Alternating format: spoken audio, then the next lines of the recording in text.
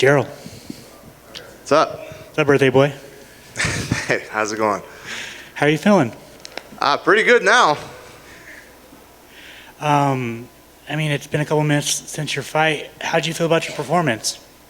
Oh man, I don't know. It's just felt tired in there. I don't know what it was. You know, nothing had nothing to do with my preparation. My preparation was great. My team was great. My camp was great.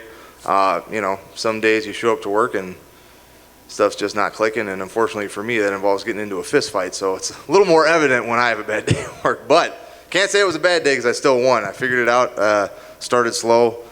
You know, I knew after those first two, I definitely didn't have those, and I had to turn it on and get it done, and that's what I did. Going in that third round, and your coaches were telling you like you had to go for it. I mean, were you willing to go out on your shield to get that win? Oh yeah, I mean, you know, from the jump, I was just. I'm sure they looked like the ugliest punches on earth, but I was going forward trying to make something happen and get a hold of them because I knew it was all or nothing. And, you know, quite honestly, I probably should have been doing that a lot sooner, but hey, better late than never. That's awesome. I mean, you got my vote, but I mean, I think you pretty much locked up comeback fighter of the year. Do you agree with that? I'll take it. I mean, just kind of reflect on that. You know, I mean, this time last year you were coming off 2 knockout losses, and then, you know, you start this year with a submission, and then your second fight you get the big upset, and then you get this third win. I mean, just kind of reflect on that. Yeah, I mean, MMA is a crazy, unforgiving sport, man. Anything can happen. You know, I got clipped pretty good in my fight with Heinisch, and then after that I got put out pretty bad. I mean, that was kind of a scary one to watch for me later on because I saw later that I was up in the cage and everything. I didn't wake up till I was back here somewhere. So like that whole thing, me standing there, I don't remember none of that. So that's when I was like, okay, I need to take a break, make sure my head's good. Credit to the UFC, they had no problem with that. They're like, yeah, get your head right, make sure everything is functioning. And that seemed to do the trick. You know, it got my head square on my shoulders. I knew I still had a lot of really hard work to do and just kept my nose to the grindstone. When would you like to get back in there? I'd like to take a little bit of a break. I know that doesn't really matter to the UFC that much, so we'll see what happens. But if I got to pick, I would probably wait until like late April, early May. But, you know, my job is to get into prize fighting, so we'll see what happens. Do you have anybody that you would like to fight? That, man, it's my birthday. Christmas is in a week. I ain't thinking about none of that stuff right now. I'm just enjoying the moment.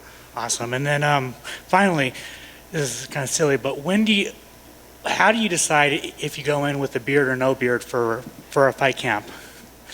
So usually I go in with a beard. One time I shaved it off because I knew the commission had, I think it was some different country, they had a weird thing with the local commission that you couldn't have it at a certain length. So I said, screw you, I'm just going to shave it all off then. Like, you're not going to tell me to have a small, short beard or something. And then the last one, my son had just been born. I was like, oh, I want him to at least, you know, get used to my actual face before it gets to be wintertime in Wisconsin, and I got to get a little more heat and insulation going. So that was the reasoning for those two. Congrats. Thank you. You mentioned wanting to take a little bit of a break. What's the reason for that? Just tired, or do you have something planned during that time? Well, so the biggest reason is that I have to fight people all the time to make money, and it hurts. So I want to take a little break for that. But no, in all seriousness, I do have my school, grappling school I want to open up around like mid to late February, and I want to get that going for a couple months before I just, you know, have 2 classes. I'm like, all right, guys, I got to go fight somebody. See you later. And I've been asking everybody what their New Year's resolution is. I'm wondering if you have one that you can share with us. I hadn't thought much past getting through my fight, so I got nothing for you. Awesome, thank you. Congrats on the win. BJ Penn was tremendous on the ground. Chuck Liddell had that knockout power. Gerald, you personify the phrase "take him into deep waters and drown him." What is it about that buzzer beater, that the fourth quarter about you that's where you thrive? Man, I don't know. I don't know that I'd necessarily word it that way myself, but I appreciate the compliment, and I know how bad I want it, and I know, you know, like I said before, sometimes I put myself in a corner and I try to, you know, shove a square peg through a round hole, which it ain't always the best way, but I know how to make it work, and that's just where I find myself a lot of times. That's perfect, man. And the school, let's circle back to that. What are you planning to open? What's going on? Where at? So that'll probably be in Harlan, Wisconsin. It would be primarily to start off with a grappling school. Start out slow, maybe 3-4 days a week at first, have an adults program and a kids program, and just kind of slowly work up from there. I'm not aiming initially to train fighters necessarily, because I'm still coaching the fight team at Rufus Sport with Duke Rufus. So, but if it ever leads to that, it leads to that, but that would be years and years down the road. But that's great. And when did you this is like giving back to your community, what started that thought process? Or is this for the longevity to be like, I can't fight forever, this is going to be my retirement plan, if you will? A little bit of both. I mean, I really enjoy the sport, and I really enjoy participating and coaching.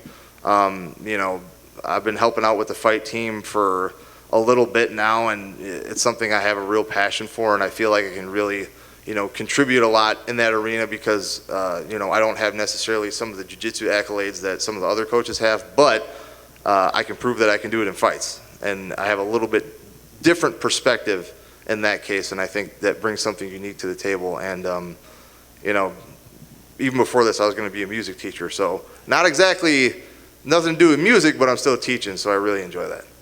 Right on. Well, best of luck with the GM3 Academy, and congrats on the win, my man. Thank you.